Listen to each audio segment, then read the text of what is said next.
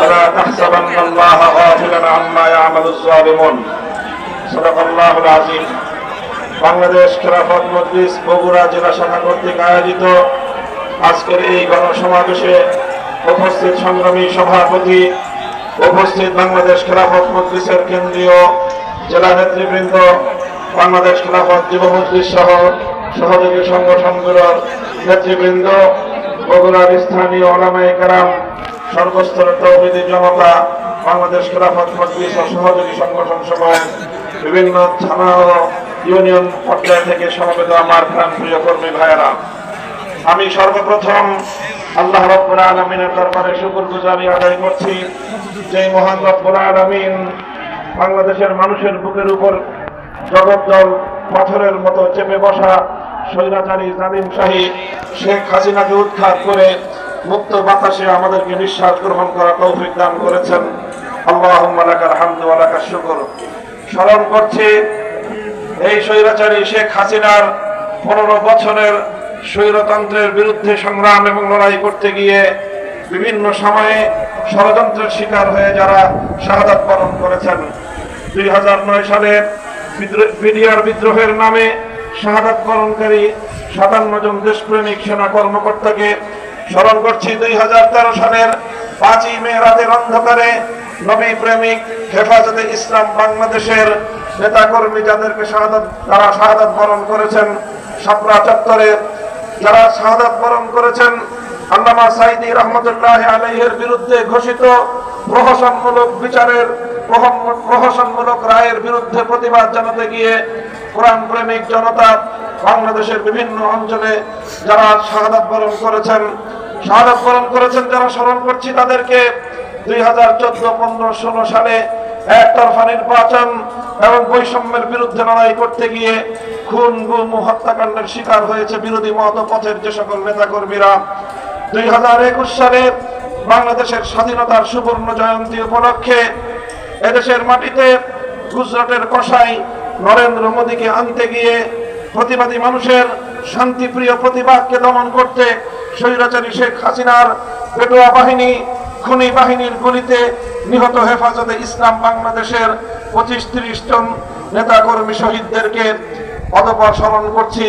2024 সালের জুলাই এবং আগস্ট মাসে পাখির মতো গুলি করা হত্যাকাণ্ডের শিকার বাংলাদেশের দামাল সন্তানদেরকে ছাত্র জনতার গণ অভ্যুত্থানে 3 বছরের শিশু থেকে আবার বৃদ্ধ বনিতা যারা শাহাদাত বরণ করেছেন, সহস্রাধিক সেই সকল শহীদ যাদের রক্তের বিনিময়ে বাংলাদেশ দ্বিতীয়বারের মতো স্বাধীনতা অর্জন করেছে, সেই সকল শহীদদের শাহাদাতকে কবুল করার জন্য দোয়া করছি এবং তাদের আত্মত্যাগে অর্জিত এই বাংলাদেশ যেন শান্তিপ্রিয় বৈষম্যহীন এক বাংলাদেশ হয়ে ওঠে সেই প্রত্যাশা ব্যক্ত করছি। সংগ্রামী সাথী ও বন্ধুগণ, একটা কথা আমাদেরকে মনে রাখতে হবে, স্বাধীনতা ও বিজয় অর্জন করা যতটা কঠিন, বিজয়কে ধরে রাখা তার চেয়ে বড় কঠিন। আমাদের অভিজ্ঞতা হলো এই 1971 সালে দীর্ঘ স্বাধীনতার সংগ্রামের মধ্য দিয়ে যেই বাংলাদেশ অর্জিত হয়েছিল, যেই বাংলাদেশের স্বাধিকার যুদ্ধ শুরু হয়েছিল, জালিমের বিরুদ্ধে মজলুমের লড়াই বলে যেই স্বাধীনতা যুদ্ধ শুরু হয়েছিল, আল্লাহর উপর অবিচল আস্থা, বিশ্বাস এবং ইনশাআল্লাহ বলে যেই স্বাধীনতার যুদ্ধ শুরু হয়েছিল, কোরআন সুন্নাহ বিরোধী কোনো আইন তৈরি করা হবে না, এই অঙ্গীকার এবং প্রত্যয় ব্যক্ত করার মধ্য দিয়ে 16ই ডিসেম্বর 71 সালে স্বাধীনতার বিজয় অর্জন হওয়ার কয়েক মাসের মধ্যে এদেশের মানুষের আজান হোক। আমার অসম্পূর্ণ বক্তব্য আমি আজানের পরে বলবো, আপনারা সকলে ধৈর্য ধরে অপেক্ষা করুন। 71 সালের যেই স্বাধীনতা অর্জিত হয়েছিল, ইনশাআল্লাহ বলে স্বাধীনতা অর্জিত হয়েছিল কোরআন সুন্নাহ বিরোধী কোনো আইন তৈরি না করার প্রত্যয় এবং কমিটমেন্টের উপর। 16ই ডিসেম্বর 71 সালে মুক্তিযুদ্ধে বিজয় অর্জন করার কয়েক মাসের মধ্যেই বাংলাদেশের মানুষ প্রত্যক্ষ করল দেশের প্রায় সকল জনতার, সকল জনগণের ইচ্ছা এবং অভিপ্রায়কে বৃদ্ধাঙ্গুলি প্রদর্শন করে ভিন দেশি আরেকটি রাষ্ট্রের ইচ্ছা এবং প্রেসক্রিপশনের ভিত্তিতে বাংলাদেশের মানুষের উপর একটি সংবিধান চাপিয়ে দেওয়া হয়েছিল, নতুন একটি চেতনা তৈরি করা হয়েছিল, যেই চেতনার নাম হলো ৭২-এর চেতনা। ৭২-এর চেতনার মাধ্যমে বাংলাদেশের ৭১-এর মুক্তিযুদ্ধের চেতনাকে ছিনতাই করা হয়েছিল। আজ আবার ২০২৪ সালের দ্বিতীয় স্বাধীনতার পর আমাদেরকে মনে রাখতে হবে, পতিত স্বৈরাচারী শক্তি এখনো কিন্তু তারা বসে নেই, ষড়যন্ত্র করছে বাংলাদেশের ছাত্র জনতার এই অভূতপূর্ব বিজয়কে আবার ছিনতাই করার জন্য। স্বৈরাচারী শেখ হাসিনার দোসররা প্রশাসন সহ বিভিন্ন জায়গায় ঘাপটি মেরে বসে আছে আমাদের কষ্টার্জিত রক্তের বিনিময়ে অর্জিত স্বাধীনতার এই যুদ্ধকে আবার কলুষিত করবার জন্য। সোচ্চার থাকতে হবে। শেখ হাসিনা বিগত 50 বছর পর্যন্ত রাজনীতি করেছে প্রতিশোধ গ্রহণের রাজনীতি আর বিভাজন করার রাজনীতি।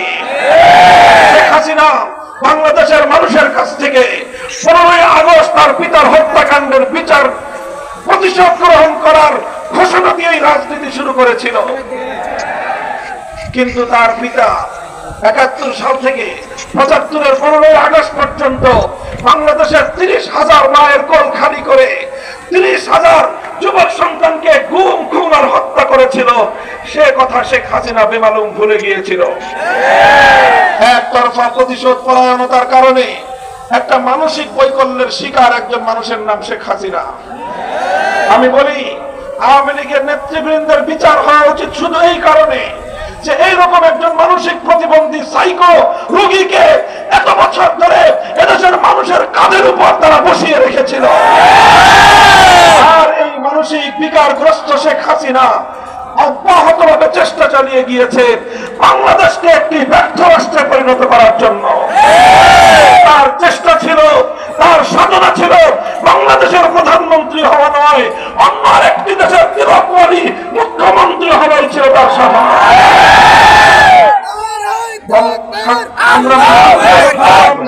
তাই আজ আমাদেরকে মনে রাখতে হবে, লক্ষ লক্ষ কোটি টাকা শেখ হাসিনা পাচার করেছে। একজন বিধবা নারীর এত টাকার কোনো দরকার নেই। তার 2জন সন্তান বিদেশে মোটামুটি তারা প্রতিষ্ঠিত, দেশে তাদের কিছু থাক বা না থাক। তার একটা বোন আছে, এই বোনকে নিয়ে তিনি পালিয়ে গেলেন। এত লক্ষ কোটি টাকা কেন পাচার করেছেন? নিজেদের শুধু প্রয়োজনে নয়, তার আসল ক্ষোভ হল বাংলাদেশের মানুষের বিরুদ্ধে। এই জন্য এই দেশ থেকে প্রতিশোধ গ্রহণ করার জন্য, এই দেশটাকে তলবিহীন চুরিতে পরিণত করবার জন্য, এদেশের অর্থনীতির ভিতকে বসিয়ে দিয়ে এদেশকে একটি পরনির্ভরশীল দেশ হিসেবে পরিণত করার জন্যই মেগা মেগা প্রকল্পের নামে মেগা দুর্নীতি করে বাংলাদেশটাকে আজকে শূন্য অবস্থানে নিয়ে গিয়েছে। কাজেই আমরা পরিষ্কার ভাষায় বলতে চাই, অন্তর্বর্তীকালীন সরকার হাজার হাজার নিরপরাধ মানুষের হত্যাকাণ্ডের দায়ে শেখ হাসিনাকে যে কোনো মূল্যে ধরে এনে বাংলার মাটিতে বিচারের কাঠগড়ায় দাঁড় করাতে হবে। শেখ হাসিনা এবং তার খুনি সরকার এবং তার মন্ত্রী পরিষদের সদস্য এবং প্রশাসন থেকে যারা দলীয় অন্ধ দালালি করে এদেশের মানুষের বিরুদ্ধে যুদ্ধ ঘোষণা করেছিল, তাদের সকলকে যথোপযুক্ত বিচারের মাধ্যমে শাস্তি নিশ্চিত করতে হবে। পাচার করা লক্ষ লক্ষ টাকা বাংলাদেশে ফিরিয়ে এনে এদেশের মানুষের কল্যাণে ব্যয় করতে হবে। আওয়ামী লীগের আরেকটা রাজনীতি ছিল রাতের অন্ধকারে সংখ্যালঘু হিন্দু বৌদ্ধদের উপর কালনাগিনী হয়ে ছবল মারা আর দিনের আলোতে ওঝা হয়ে ঝাড়তে আসা। এইভাবে নাটক করে করে বাংলাদেশটাকে সাম্প্রদায়িক সংঘাতের আখড়ায় পরিণত করেছিল শেখ হাসিনা। এখন আর সেই নাটকের কলা কুশীলভরা নাই। এই জন্য বাংলাদেশে সংখ্যালঘুরা এখন নিরাপদে, এখন নিশ্চিন্তে আছেন। ইনশাআল্লাহ এদেশে এখন ইসলামের জোয়ার বইছে। আগামীর বাংলাদেশ হবে ইসলামের বাংলাদেশ, বাংলাদেশ হবে খেলাফতের বাংলাদেশ। ধর্ম বর্ণ ভিন্ন মত সবার জন্য খেলাফত। খেলাফতের ব্যবস্থায় হিন্দু সংখ্যালঘুরা, বৌদ্ধ খ্রিস্টান সংখ্যালঘুরা তাদের ধর্মীয় পালনের সম্পূর্ণ নিরাপত্তা ভোগ করবেন। তাদের ধর্মীয় উপাসনালয়গুলোর নিরাপত্তা নিশ্চিত করা হবে। সংখ্যালঘুদের বাসাবাড়ি এবং তাদের ব্যবসা প্রতিষ্ঠানগুলো নিরাপত্তা নিশ্চিত করতে হবে। এভাবে সকলে মিলেমিশে একটি সুন্দর বাংলাদেশ আমরা তৈরি করব ইনশাআল্লাহ। আর সেজন্য আমাদেরকে সজাগ থাকতে হবে। পতিত স্বৈরাচারী শক্তি বাংলাদেশ থেকে পালিয়ে গেছে। কোথায় গেছে? ভারত সরকার তাকে আশ্রয় দিয়েছে, দেওয়ারই কথা। কারণ 15 বছর ভারতের এজেন্ডা বাস্তবায়ন করে বাংলাদেশের বিরুদ্ধে ষড়যন্ত্র করেছে শেখ হাসিনা। আর ভারত এদেশের মানুষের কোন আকাঙ্ক্ষাকে দুপায়ে ধরে প্রতিটি জাতীয় নির্বাচনে তার সেবাদাসী শেখ হাসিনাকে বাংলাদেশের ক্ষমতার মসনদে বসিয়ে রাখবার জন্য এদেশের মানুষের ভোটের অধিকার নিয়ে ছিনিমিনি খেলেছে। সারা আন্তর্জাতিক বিশ্বের সামনে বাংলাদেশকে ছোট করে রাখবার সমস্ত আয়োজন ভারত করেছে।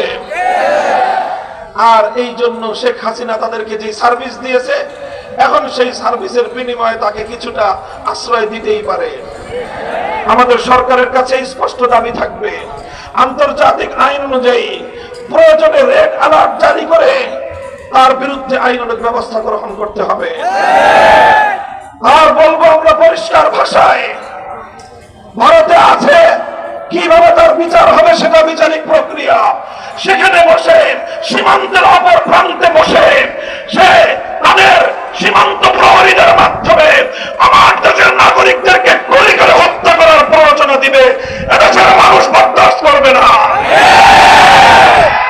সীমান্তের কাছাকাছি আছে, চক্করে ঢুকে পড়বেন বাংলাদেশে।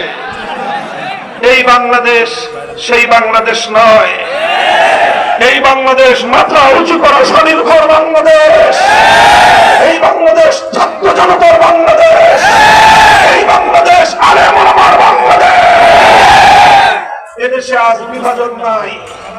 আমি বলবো, বিরোধী মত পথের যারা এতদিন পর্যন্ত স্বৈরাচারের নির্যাতনের শিকার হয়েছিলেন, আমাদের এখন ঐক্য ধরে রাখতে হবে। আমাদের মধ্যে বিভেদের সামান্য আভাস পেলেই পতিত স্বৈরাচারী শক্তি আবার ষড়যন্ত্রকে শক্তিশালী করবে।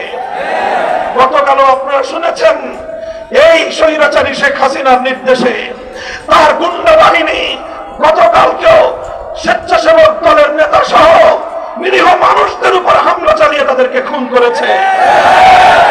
কাজেই এভাবে যদি আমরা সোচ্চার না হই, ঐক্যবদ্ধ না থাকি, প্রধান বিরোধী দলগুলোকে বলবো, বিএনপি, জামায়াতে ইসলামী সহ ইসলামপন্থী আলেম সমাজ, ইসলামী আন্দোলন বাংলাদেশ, খেলাফত মজলিস, জমিয়ত উলামায়ে ইসলাম সহ সকলকে ঐক্যবদ্ধ থাকতে হবে দেশের স্বার্থ রক্ষার জন্য।